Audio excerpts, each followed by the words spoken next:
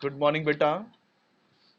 Lecture चलिए start करते हैं। समय हो चुका है, आप लोग 2 मिनट लेट आए हो।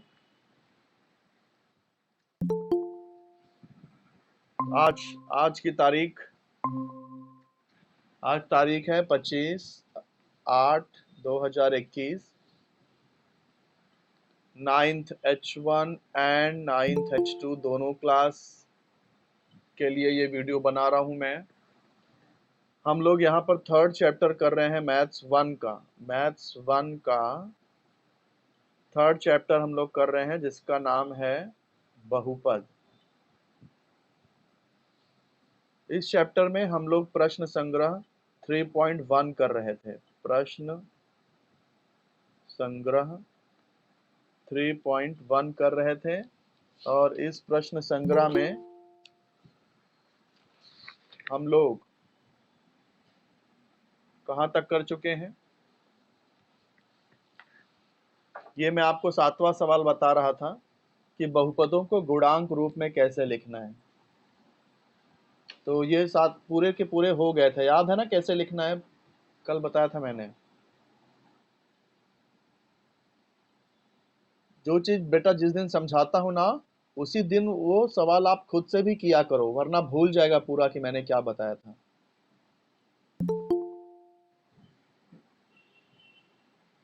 सुन रहे हो मैं क्या कह रहा हूँ? जवाब तो दिया करो। थोड़ा एक्टिव रहो बेटा। स्कूल भले बंद है, लेकिन पढ़ाई आपकी बंद नहीं होनी चाहिए, पढ़ाई जारी रहनी चाहिए।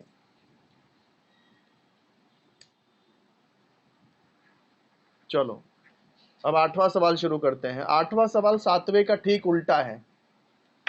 क्या था 7वें में? देखो, हमें समीकरण दिया था, मतलब बैजिक समीकरण नहीं कह सकते क्योंकि यहाँ इक्वल नहीं है। हमें यहाँ पर एक बैजिक व्यंजक दिया था और उस बैजिक व्यंजक से हमें गुणांक रूप में लिखना था उसको। यहाँ पर उल्टा है, हमें गुणांक रूप दिया है और हमें उसको घातांक के रूप में लिखना था। ऊपर घातांक के रूप में दिया था और हमें गुणांक के रूप में लिखना था। यहाँ पर उल्टा दिया है, हमें गुणांक के रूप में लिखना है और घातांक के रूप में गुणांक के रूप में दिया है, घातांक के रूप में लिखना है। ये बात समझ में आई? घातांक रूप से गुणांक रूप मिल सकता है, गुणांक रूप से घातांक रूप भी मिल सकता है।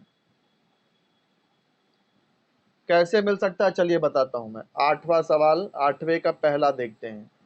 1 2 3, ये 3 गुणांक दिया है 1 2 3। यहाँ ऊपर दिया है कौन से चरांक का यूज करना है? x का ही यूज करना है। तो हम लोग क्या करेंगे, ये 1x है, इधर 1 है ना, तो 1x लिख लेंगे। अब देखो 1 2 3, यहाँ पर कितने गुणांक हैं? 1 2 3। तो 3 गुणांक है तो यहाँ एक कम घात उससे एक कम लिखना है। जैसे यहाँ 3 गुणांक है तो घात 2 आ जाएगा। 4 गुणांक होते तो घात कितना आता? 3 आता।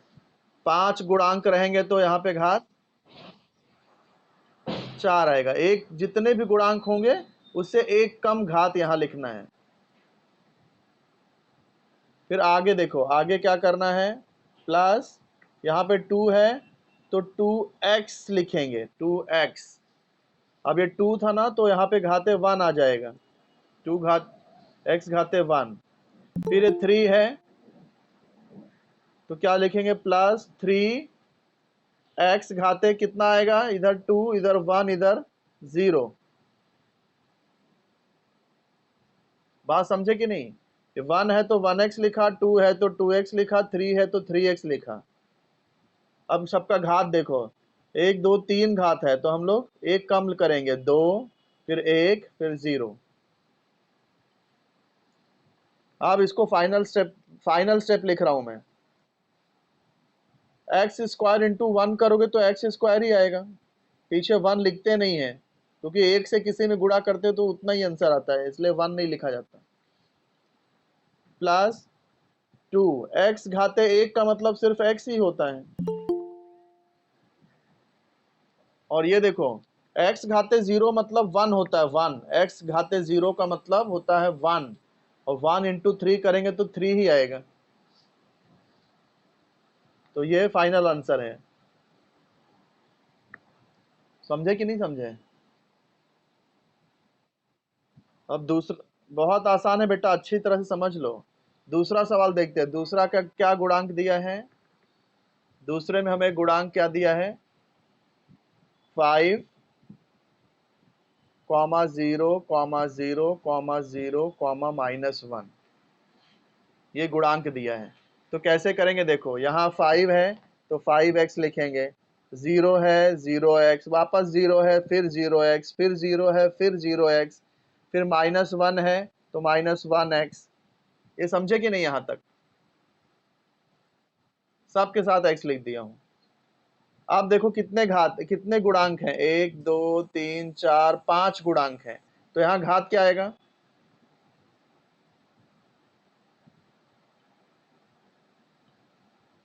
बोलो, चुप क्यों हो गए? एक 4 आएगा, एक कम घात लिखते हैं। पहला घात जो है, जितने भी गुणांक होंगे उसका एक कम करना है। 1 2, यहाँ पर 1 2 3 4 5 गुणांक है तो 5 में से एक कम कर दो तो 4, यहाँ घात 4 आएगा। इधर घात 3 आ जाएगा, इधर घात 2 आ जाएगा, यहाँ पे घात 1 आ जाएगा, यहाँ पे घात 0 आ जाएगा। अब देखते हैं फाइनल आंसर क्या होता है। पहला तो 5x⁴ वैसे ही लिखेंगे। अब देखो, जीरो में किससे भी गुणा करते हो जीरो ही होता है, तो जीरो हो जाएगा, ये भी पूरा जीरो, ये भी पूरा जीरो। लास्ट में क्या बचा, ये सिर्फ ये बच रहा है। तो ये कैसे लिखेंगे देखो, ये माइनस आप वैसे ही लिखो।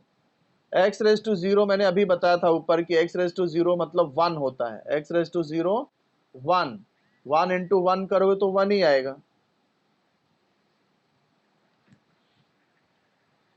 बात समझे कि नहीं? ये जितने भी जीरो वाला है ना, ऐसा जीरो वाला आपको नहीं लिखना है, सब जीरो वाला तो जीरो ही हो जाएगा, तो इसलिए वो एक भी नहीं लिखना है। तो ये हो गया घातांक रूप, ये गुणांक रूप था, इसका घातांक रूप लिख दिया हमने। चलो अब शुरू करते हैं तीसरा, 8वें का तीसरा। बहुत प्यारा सवाल है बेटा, बहुत प्यारा सवाल। 8वें का तीसरा शुरू करते हैं। क्या है 8वें का तीसरा? पहला गुणांक है -2, फिर क्या है 2, फिर वापस -2, फिर 2। तो अब इसको हल करते हैं। चलो क्या करेंगे देखो, ये -2 है तो -2x लिख दो, ये +2 है तो +2x लिख दो, फिर -2 है -2x लिख दो, फिर +2 है तो +2x लिख दो। अब कितने यहाँ गुणांक हैं, 1 2 3 4, तो यहाँ घात क्या आएगा, 3 आएगा। फिर इधर कितना आएगा, 2, इधर कितना आएगा, 1 आएगा, इधर इधर कितना आएगा, 0 आ जाएगा। एक नहीं बेटा, एक तो लिखा ना इधर।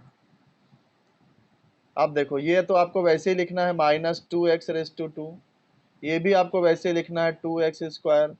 -2x⁴ का मतलब कितना होता है, 1 ऊपर घात 1 है तो वो लिखे नहीं जाता ना, x⁴ का मतलब x ही होता है।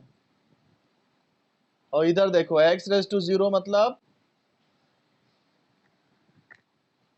x, नहीं बेटा, अभी पहले भी मैंने बताया, कोई भी घाते 0 है तो इसका मतलब वो 1 है। क्या है वो, 1। x⁴ का मतलब होता है 1, और 1 × 2 करोगे तो 2 ही आएगा। ये 1 और ये 2, तो 1 × 2 करोगे तो 2 आएगा। तो ये हो गया घातांक रूप, ये गुणांक रूप था, ये इसका घातांक रूप। समझ में आ गई बात?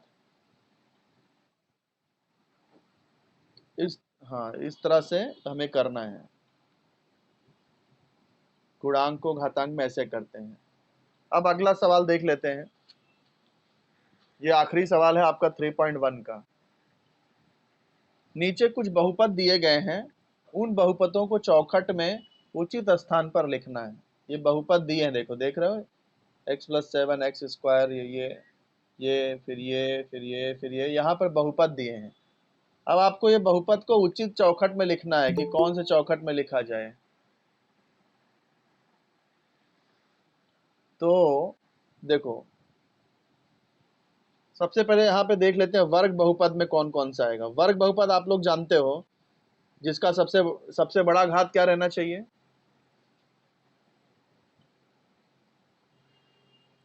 वर्ग बहुपद किसको बोलते हैं? हाँ, जिसमें सबसे बड़ा घात 2 होगा वही वर्ग बहुपद होता है। इसमें घात 2 है क्या? नहीं।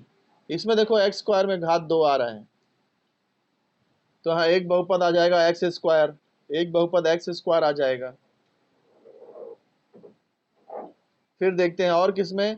इसमें सबसे बड़ा घात 3 आ रहा है, देखो सबसे बड़ा घात 3 है यहाँ, तो ये वर्ग बहुपद नहीं हो सकता। इधर देखो सबसे बड़ा घात 2 है, ये वर्ग बहुपद होगा, तो ये दूसरा भी यहाँ, ये भी यहाँ पर लिखना पड़ेगा, ये भी वर्ग बहुपद में आ जाएगा। ये नहीं आएगा, ये देखो यहाँ पर घात सबसे बड़ा घात 2 है, तो ये भी वर्ग बहुपद में आ गया। तो ये 1, 2 और ये 3, ये 3 बहुपद वर्ग बहुपद में आ जाएगा। अब घन बहुपद किसको बोलते हैं? जिसमें सबसे बड़ा घात 3 होता है, उसे घन बहुपद कहते हैं। तो एक तो देखो ये है, घन है ना इसमें, तो ये घन बहुपद में ये पहला बहुपद, इसमें भी देखो घन है, x घाते 3, ये भी घन बहुपद में आ गया। रेखीय बहुपद किसको बोलते हैं? बोलो, समझा चुका हूं मैं आप लोग को। रेखीय बहुपद उसको बोलते हैं जिसमें सब सभी चरांक का घात 1 होता है।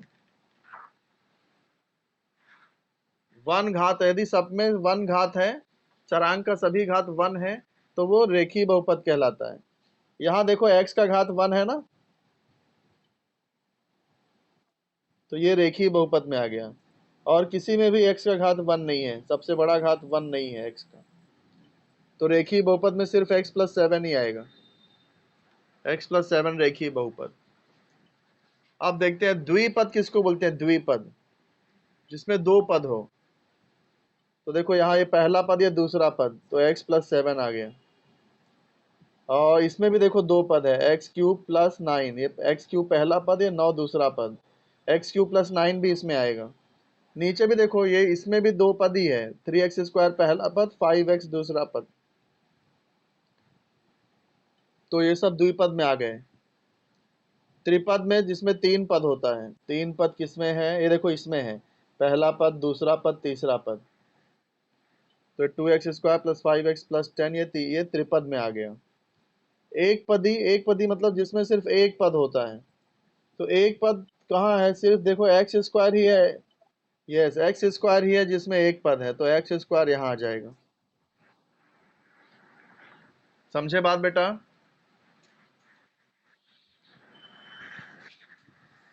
तो यहाँ पर आपका 3.1 कंप्लीट होता है।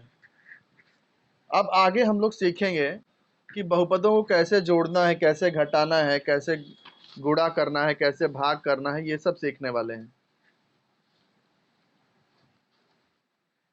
ठीक है, तो देखो कैसे यहाँ पर उदाहरण देख लेते हैं तो समझ में आ जाएगा।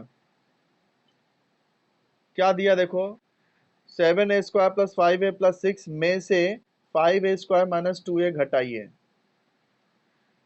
तो देखो किसमें से हमको जिससे घटाना है वो पहले लिखना पड़ेगा। ये पहले वाले बहुपद से दूसरा बहुपद घटाना है, तो से के पहले जो बहुपद है वो पहले लिखो, और से के बाद वाला जो बहुपद है वो बाद में लिखो, और बीच में माइनस। समझे कि नहीं बात? और दोनों ब्रैकेट में लिखना है, दोनों बहुपद ब्रैकेट में आ जाएगा। अब आगे का स्टेप क्या करना है? ब्रैकेट को ओपन करना है। तो ब्रैकेट यहाँ ओपन करेंगे तो पहला तो आपको वैसे का वैसे लिख देना है, 7 स्क्वायर प्लस 5a प्लस 6। फिर ये ब्रैकेट माइनस है तो चिन्ह बदल जाएगा, माइनस अंदर जाएगा तो minus 5a square minus minus plus 2a हो जाएगा, ब्रैकेट ओपन हो गया। अब अगला स्टेप क्या करना है, अगला स्टेप जो सजातीय पद है उन्हें एक साथ लिखना है। जैसे 7a² लिखा, उसके बाद और कहीं पर a² है, ये देखो यहाँ पर भी a² है, तो -5a² भी लिख दिया, और कहीं a² नहीं है। फिर आगे देखो क्या है, +5a लिख दिया, और कहीं पर a है, देखो यहाँ पर भी a है, तो फिर उसके +2a आ गया। फिर लास्ट में +6 बच गया, +6। सब सजातीय पद एक साथ, a² एक साथ लिख दिया, 5 a वाला पद एक साथ लिख दिया, और ये जो अचरांक है, सिर्फ नंबर जिसे बोलते हैं, वो एक साथ लिख दिया। ये स्टेप समझा कि नहीं? हाँ, तो उसके बाद में हम लोग देख इसको सॉल्व करेंगे। जैसे 7a² -5a² है, तो ये 2a² हो गया। ऐसे 5a + 2a है, तो ये +7a हो गया, +6, तो ये हमने घटाने के बाद ये आंसर आएगा अपना।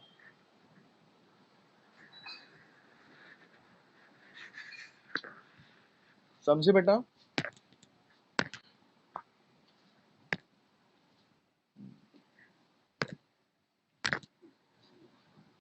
अब आगे चलो, अब सीधा हम लोग इस पे आ जाते हैं, प्रश्न संग्रह पे ही आ जाते हैं। 3.2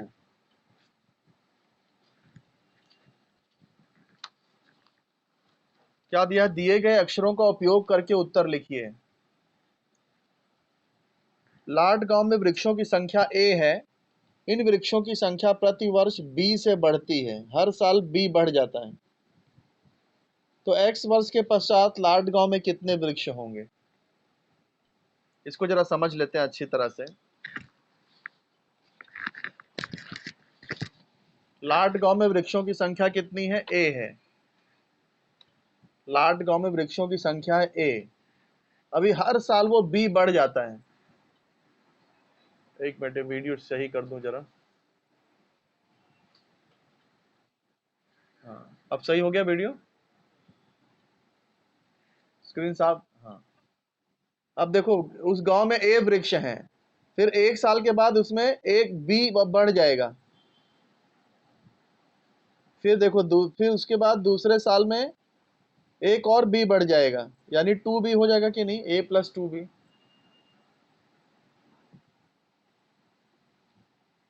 तीसरे साल में क्या हो जाएगा, a + 3b हो जाएंगे ना टोटल वृक्ष।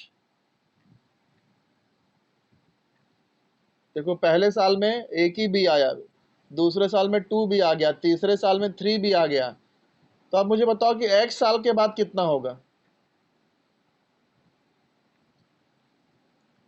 a प्लस कितना b होगा? एक साल के बाद 1b था, 2 साल के बाद 2b हो गया, 3 साल के बाद 3b हो गया, तो x साल के बाद कितना b होगा? कैसे 12b बेटा? x फिर से देखो, एक साल है तो एक ही बी हुआ, 2 साल है तो 2b हो गया, 3 साल है तो 3b हो गया, तो x साल है तो xb हो जाएगा, है ना। 1 है तो 1b, 2 है तो 2b, 3 है तो 3b, x है तो xb। तो इसलिए इसका आंसर क्या आ जाएगा, a + xb, या फिर xb लिखो या bx लिखो, एक ही बात है। तो है ना, लाट गांव में वृक्षों की संख्या a है, और प्रति वर्ष b से बढ़ती है, वृक्षों की संख्या प्रति वर्ष b से बढ़ती है। तो x वर्ष के पश्चात लाट गांव में कितने वृक्ष होंगे? a + xb, इतने वृक्ष होंगे। ये इसका आंसर होगा। समझ गए हो तो आगे बढ़े। चलो आगे बढ़ते हैं, दूसरा सवाल देखते हैं। दूसरा सवाल क्या दिया है कि कसरत के लिए एक कतार में y लड़कों की ऐसे x कतारें बनाई गई, तो कसरत के लिए कुल कितने लड़के उपस्थित थे?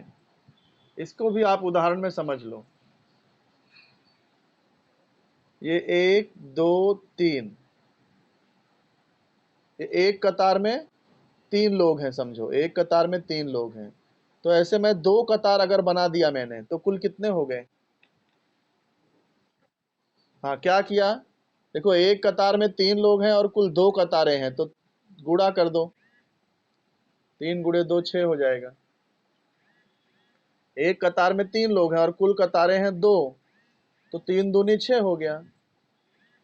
अब एक कतार में 3 लोग हैं और कुल 3 कतारें हैं, तो कुल कितना हो जाएगा? पहले 3 गुणे 2 था, अब हो जाएगा 3 गुणे 3 9। अब कुल कितने कतारें हो गई? 1 2 3 4। तो अब टोटल कैसे निकालोगे? कैसे किया? 3 3 गुणे 4 कर किया ना। हाँ, अब देखो सवाल में क्या बोला है कि कसरत के लिए एक कतार में वाई लड़के हैं। एक कतार में कितने लड़के हैं? वाई। एक कतार में लड़के वाई हैं, कुल वाई हैं, और ऐसे कितनी कतारें हैं? एक्स कतारें बनाई गई हैं। कितनी कतारें हैं? एक्स, 1 2 3 4, ऐसे एक्स कतारें हैं। तो कुल संख्या क्या कितनी होगी?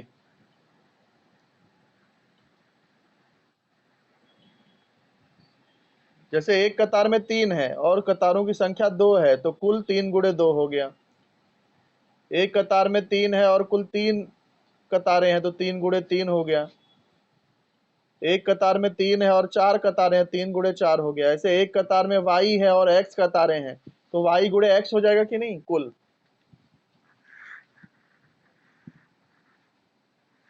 समझे कि नहीं बेटा? तो इसलिए दूसरे का आंसर क्या आ जाएगा? वाई गुणे एक्स या एक्स गुणे वाई, कैसे भी लिख सकते हो।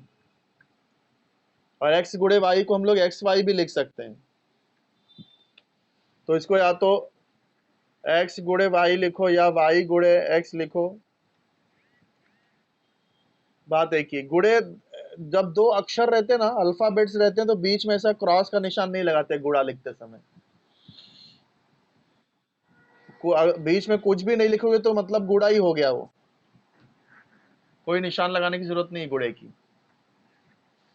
तो इसलिए इसका आंसर आ जाएगा एक्स वाई। अब बढ़ते हैं तीसरे सवाल पर। किसी दो अंकों वाली संख्या में इकाई तथा दहाई स्थान के अंक क्रमशः m तथा n है, तो वह दो अंकों वाली संख्या दर्शाने वाला बहुपद कौन सा होगा? देखो, दो अंक अगर आपको दे दिया जाए और मैं बोलूं कि वो संख्या लिखो, तो कैसे लिखोगे? जैसे मैं बोलूं कि इकाई अंक 2 है और दहाई अंक 5 है। हाँ, इकाई अंक 2 है, दहाई अंक 5 है, तो इसको कैसे लिखेंगे हम लोग? 5 दहाई अंक है, तो 5 गुणे 10 हो जाएगा। 2 इकाई अंक है, तो 2 गुणे 1। दहाई में 10 से गुणा, इकाई में 1 से गुणा, तो वही संख्या मिलेगा ना। 5 दह में 50, 2 एकम 2, 50 प्लस 2 52। नहीं समझे? जैसे अगर मैं बोलूं 32, तो 32 कैसे लिखोगे? विस्तार कैसे करोगे इसका? 3 गुणे 10 प्लस, हाँ 2 गुणे 1 मतलब 2 ही दो लिखेंगे तो भी चलेगा, है ना। हाँ, अब यहाँ पे क्या बोला देखो, दो अंकों वाली संख्या है, इकाई तथा दहाई स्थान के अंक में m और n है। मतलब इकाई के स्थान पर m है और दहाई के स्थान पर n है। तो आप मुझे बताओ इसका विस्तार कैसे लिखेंगे? n यहाँ दहाई पर है, तो इसके साथ 10 का गुणा हो जाएगा, 10n। और m यहाँ इकाई पर है, तो ये प्लस m। यही समीकरण बनेगा ना। तो इसलिए इसलिए थर्ड का आंसर क्या आ जाएगा? ये थर्ड का आंसर आ जाएगा 10n प्लस m। समझ में आ गया?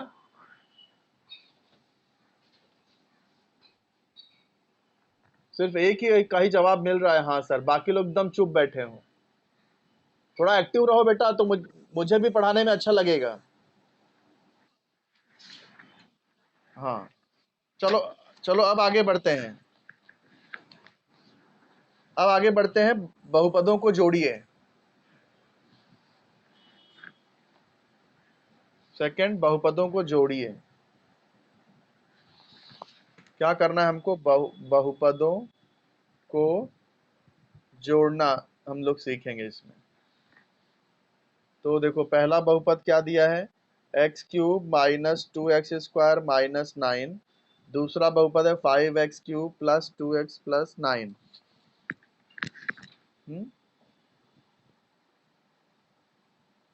तो देखो कैसे जोड़ा जाता है दो बहुपद, उदाहरण देख लो। जैसे यहाँ दिया है ये और ये दो बहुपद, इनको जोड़ना है। तो पहले बहुपद को भी ब्रैकेट में लिख दिया, प्लस जोड़ना है इसलिए प्लस लिख रहा हूँ। दूसरे बहुपद को भी ब्रैकेट में लिख दिया, फिर ब्रैकेट ओपन करना है। तो अब चूंकि यहाँ प्लस है सब जगह, तो कहीं पर कुछ भी चिन्ह बदलेगा नहीं, ये पूरा वैसे का वैसे, सिर्फ ब्रैकेट हटाना है। यहाँ पर भी पूरा वैसे का वैसे ब्रैकेट हटा देना है। फिर जितने भी सजातीय पद हैं वो लिखना है एक साथ में। जैसे m²n, यहाँ भी देखो m²n, तो ये दोनों एक साथ लिख देंगे, 3m² n प्लस 2m²n। इसके बाद में क्या आ रहा है? mn², यहाँ पर भी mn² है, तो ये दोनों एक साथ लिख देंगे, प्लस 5mn² माइनस mn²। फिर mn और mn, माइनस 7mn और प्लस mn, mn वाले पद भी एक साथ आ गए। अब ये क्या हो जाएगा? देखो ये सजातीय पद है, 3m² n plus 2m² n, मिला के कितने m²n हो गए? 5m² n हो गए। फिर ये देखो 5mn² माइनस 1mn², कितने mn² हो गए? 4mn² हो गए। फिर ये देखो माइनस 7mn प्लस 1mn, ये हो गए माइनस 6mn। खत्म। वैसे ही यहां पर भी हमें करना है, सेम स्टेप फॉलो करना है। इन बहुपदों को जोड़ना है, तो पहले बहुपद को ब्रैकेट में लिख दिया, प्लस दूसरे बहुपद को भी ब्रैकेट में लिख दो।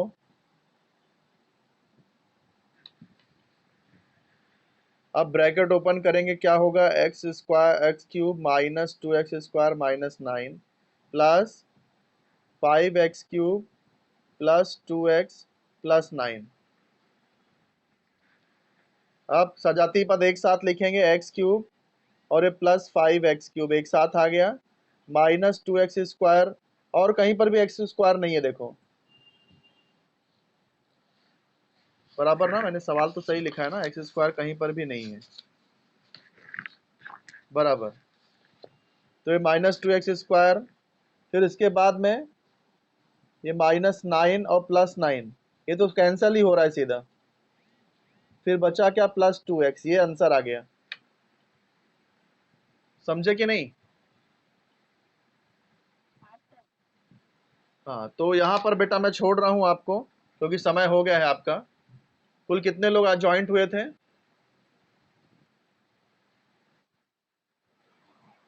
कोई दो लोग साथ में भी हैं शायद।